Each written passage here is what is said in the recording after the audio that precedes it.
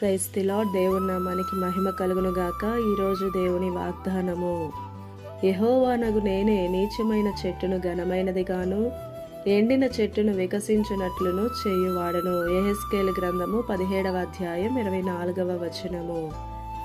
ఈ ఉదయకాల సమయంలో ఘనుడైనటువంటి దేవుడే మనందరితో మాట్లాడుతున్న మాట. నీచమైన చెట్టును ఘనమైనదిగా, ఎండిన చెట్టును వికసించునట్లు చేయువాడను నేనే అని. అవును, మన దేవుడు ఎండిన చెట్టును వికసించున్నట్లుగా, అంటే ఎండిపోయిన వాడబారిపోయినటువంటి జీవితాలను ఫలభరితముగా మార్చే దేవుడు మన దేవుడు. ఈరోజు వాగ్దానం వింటున్న ప్రియ సహోదరుడా, సహోదరి, చాలామంది నిన్ను ఎందుకు పనికిరావు, నువ్వేమీ చేయలేవంటూ ఎగతాళి చేయొచ్చు. గత జీవితంలో నీవు చేసిన తప్పులను ఎత్తి చూపుతూ నీచంగా చూడవచ్చు. ఏ ఒక్కరి నుండి సహాయం నీకు అందకపోవచ్చు. ఒంటరిగా నీ జీవితాన్ని గడుపుతూ కూడా ఉండొచ్చు. నీ చుట్టూ ఉన్న పరిస్థితులు నీకు అనుకూలంగా లేకపోవచ్చు. ఇలా ఎన్నో సమస్యల మధ్యలో నలిగిపోతున్నావా?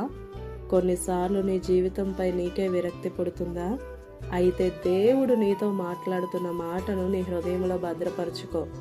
ఆయన నీ జీవితాన్ని ఘనమైనదిగా, ఫలభరితముగా మారుస్తాను అని వాగ్దానం ఇస్తున్నాడు. మాట ఇచ్చిన దేవుడు ఎంతటి నమ్మదగినవాడో నీకు తెలుసు. ఆయన నరుడు కాదు అబద్ధమాడుటకు.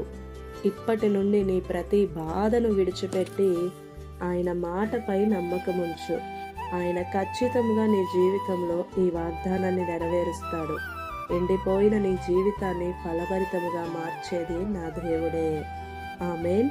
ఈ దిన వాగ్దానం మనందరి జీవితాల్లో నెరవేరాలని కోరుతూ దేవుని సువార్త పరిచర్యలో మీ సహోదరి Prasanna. God bless you. Amen.